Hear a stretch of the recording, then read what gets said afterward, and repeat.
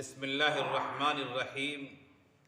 میرے نوجوان دوستوں اور ساتھیوں اور میرے دینی بھائیوں، اللہ کے رسول صلی اللہ علیہ وسلم کا ارشاد گرامی ہے، کل بنی آدم خطاء وخیر الخطائین التوابون۔ امام ترمذی نے اس روایت کو اپنے سنن ترمذی میں بیان کیا ہے۔ اللہ کے رسول صلی اللہ علیہ وسلم نے ارشاد فرمایا کہ تمام کے تمام بنو آدم خطا کار ہیں۔ جتنے انسان ہیں ان سے غلطیاں ہوتی ہیں، خطائیں ہوتی ہیں، چوک ہوتی ہے۔ خیر الخطائین، سب سے بہترین خطا کار وہ ہے التوابون، جو توبہ کرنے والے ہیں۔ بتانا یہ ہے کہ جو انبیاء کرام ہوتے ہیں وہ تو گناہوں سے معصوم ہوتے ہیں، ان سے غلطیاں نہیں ہوتی، معصوم ہوتے ہیں وہ۔ لیکن انبیاء کرام کے علاوہ جو بھی ہے انسان، سب سے غلطیاں ہوتی ہیں، گناہ کے کام ہوتے ہیں، خلاف اولا کام ہوتے ہیں۔ کیا کرنا چاہیے اسے؟ اللہ کے سامنے توبہ کرنا چاہیے، رونا چاہیے، گڑ گڑانا چاہیے، اپنی غلطی کا اعتراف کرنا چاہیے، اللہ سے معافی مانگنی چاہیے۔ اللہ خوش ہوتا ہے، اللہ تعالیٰ بندوں کے گناہوں کو معاف کرتا ہے۔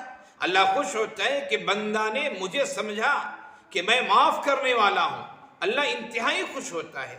اللہ کے رسول صلی اللہ علیہ وسلم اور دیگر انبیاء کرام جو معصوم تھے، گناہوں سے پاک تھے، وہ بھی دعاؤں کا اہتمام کرتے تھے، استغفار کثرت سے کرتے تھے۔ اللہ کے رسول صلی اللہ علیہ وسلم کے متعلق سیرت کی کتابوں میں یہ بات لکھی ہوئی ہے کہ اللہ کے رسول صلی اللہ علیہ وسلم روزانہ، بعض روایتوں میں 70 دفعہ ہے، بعض روایتوں میں 100 دفعہ، کہ 70 اور 100 دفعہ سے بھی زیادہ آپ روزانہ استغفار کیا کرتے تھے، اللہ کے سامنے مغفرت طلب کرتے تھے۔ حالانکہ آپ تو بخشے بخشائے تھے، لیکن یہ انبیاء کرام کی، ہمارے نبی کی صورتحال ہے، اور ہم اور آپ تو گناہوں کے پتلے ہیں۔ ہمیں سے کون ہے جس سے گناہ نہیں ہوتا؟ گناہ ہونا کوئی بہت عیب کی بات نہیں ہے۔ جان بوجھ کر گناہ کرنا، جان بوجھ کر گناہ کرنا یہ عیب ہے، بہت بڑا عیب ہے۔ اور پھر گناہ کر بیٹھیں یا گناہ ہو جائے، اس کے بعد پھر گناہ پر جم جائیں، اللہ کے سامنے روئیں نہیں، اللہ کے سامنے توبہ نہ کریں، اللہ کے سامنے ندامت اور پشیمانی کے آنسو نہ بہائیں، یہ ہٹ دھرمی ہے، یہ غلط کام ہے، یہ گناہ والا کام ہے، یہ شیطانوں کا عمل ہے۔ تو میں یہ کہہ رہا تھا کہ گناہ ہونا کوئی بہت معجوب نہیں ہے، گناہ تو سبوں سے ہوتے رہتے ہیں، لیکن معیوب یہ ہے کہ جان بوجھ کر گناہ کریں، اور پھر معیوب یہ ہے کہ گناہ ہو جائے یا کر بیٹھیں تو اس پر اڑے رہیں، آپ کو دعا کی توفیق نہ ملے، آپ اللہ کے سامنے توبہ استغفار نہ کریں، یہ انتہائی غلط بات ہے۔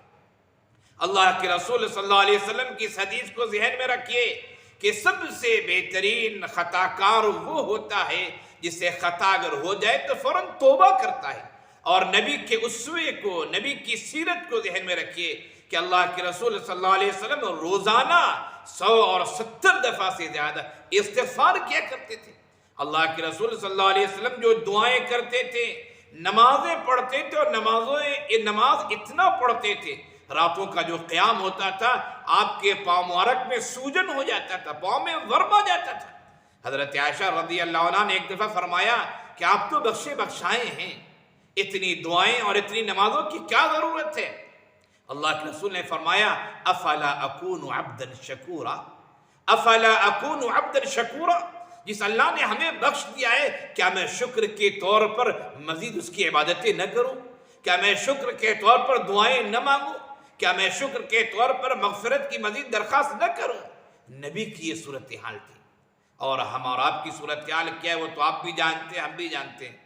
ہم میں سے ہر آدمی معیوب ہے، اور اللہ خوش ہوتا ہے۔ ایک دوسری روایت میں ہے، جو روایت مسلم شریف کی ہے، ان اللہ عز وجل یبسط یدہ باللیل لیتوب مسیء النہار ویبسط یدہ بالنہار لیتوب مسیء اللیل حتی تطلع الشمس من مغربها۔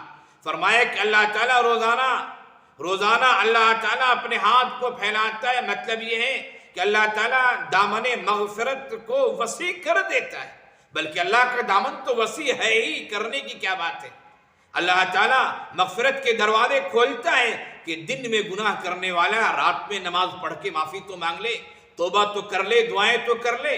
دن میں دروازہ کھولتا ہے کہ رات میں جس نے گناہ کیا ہے وہ تو معافی مانگ لے، اور اللہ تعالیٰ کے دروازے کھولنے یعنی مغفرت کرنے کا یہ سلسلہ جاری رہے گا یہاں تک کہ مغرب سے سورج طلوع ہو جائے، یعنی قیامت کا وقت آ جائے۔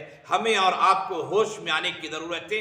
آئیے دوستو، یہ عہد کرتے ہیں، نبی کی سیرت سے ہم یہ نصیحت لیتے ہیں، پیام لیتے ہیں کہ ہم بھی اور آپ بھی دعاؤں کا اہتمام کریں گے، اللہ سے قربت بڑھائیں گے، توبہ استغفار کریں گے، اللہ سے معافی مانگیں گے، ندامت کے آنسو بہائیں گے۔